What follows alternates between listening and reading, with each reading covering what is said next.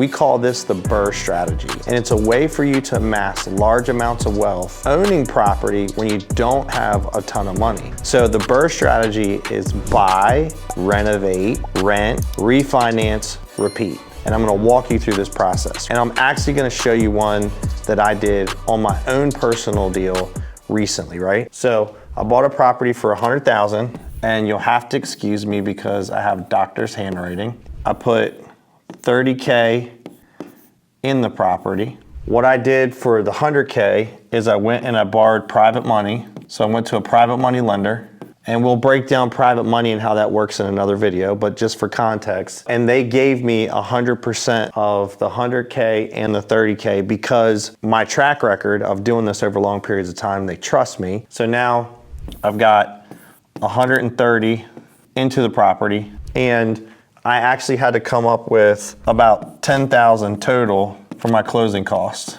So I've got only about $10,000 of my own money in this deal. Now, because I bought this property under value and I put the sweat equity in it, the property's worth $190,000. So I've got about $60K in equity, right? That is, I got 130 in it, it's worth 190. Then what I did was I refinanced it, and I got a DSCR loan, which is a debt service coverage ratio loan, which a lot of lenders will do nowadays. So I got a DSCR loan, refinanced it, and I was able to get 75% of the 190, which is 142,000, okay? So right now, if you think about it, that 10K in closing cost includes my closing costs here and my closing costs there.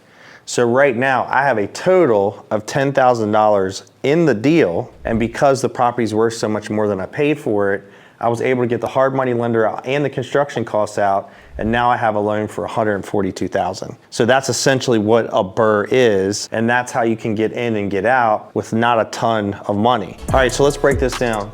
I borrowed $142,000 from the slide before, which I showed you. So I got 6.5% money on a 30-year DSCR loan. My payment is $1,293, just principal and interest. I'm gonna get a property management company to manage it. So I gotta pay them $126.66 a month. My taxes are $200 a month. My insurance is $100 a month, giving me a payment of $1,627.59. Now my rent is $1,900 a month, market rent. Could probably get a little bit more, but just to be conservative. So my cash flow is $272.41 a month. Now, not a huge amount of money, but I'm gonna explain to you a couple reasons why this deal makes sense to me. The reason why I bought this deal, and if you're quote unquote a real estate professional, you're an active real estate investor, or you're gonna become one, or you're a real estate agent and you're considered a real estate professional by the IRS rule, then by doing a cost seg, I got a $47,500 loss on my taxes. So that translates to about half that number I'm gonna save in actual taxes, right? So although my cash flow is not huge when I first buy it, I'm gonna get a huge cost seg off the rip year one. Now, so let's think about this for a minute. What we also know is this number, the rent, is gonna go up, right? Now, your taxes, insurance could go up, no question. But what's gonna happen is that rent number is gonna go up. And typically, my rent number increases faster than in tandem of my insurance or my tax increases, right? And so my cash flow number is gonna go up. However, what's happening too every single month as I'm paying this payment here, this number, my principal is gonna go down. My cash flow goes up, the principal that I owe is gonna go down, and the property is appreciating. So follow me on this. If I can buy just 10 rental properties, and in a 10 or 15 year period, the properties double, and sometimes they even triple. So if I do this 10 times, and let's just say the cash flow is somewhere between $300 and $500 a month. Not a ton, but I'm gonna get the cost segregation every single time I do it, and my principal is gonna be paid down, and the value is gonna continue to go up. Well, what I like to do is when I have extra bits of cash, is I like to pay it down towards my principal, because then I do this 10 times, I wake up, they're worth 400K, so I got 10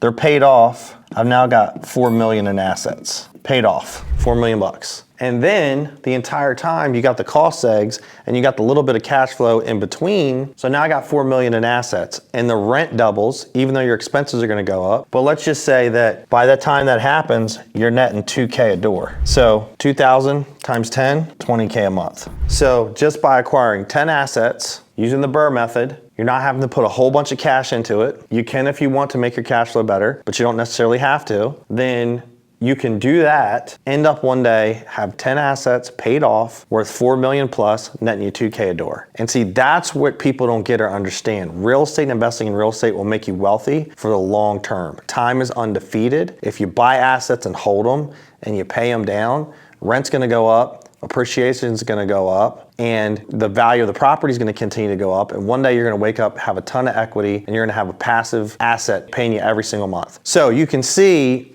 where this happens and where this stacks up is not an individual property is not gonna make you rich, but over time, stacking a bunch of these and understanding all the methods like cost segregation, but you don't need to own 1,000 doors. You know, even 5, if you slice this in half, 2 million in assets getting you 2 grand a door is pretty substantial. So this is really, really simple. This is really easy to understand. Single family homes is an asset that everyone can get into. And everybody that's watching this, you can own 10 rentals. It's not that difficult. So this is just one simple breakdown, and this is an actual property that I bought. This is the actual math. So if you found this video helpful, like and subscribe and check out our other videos.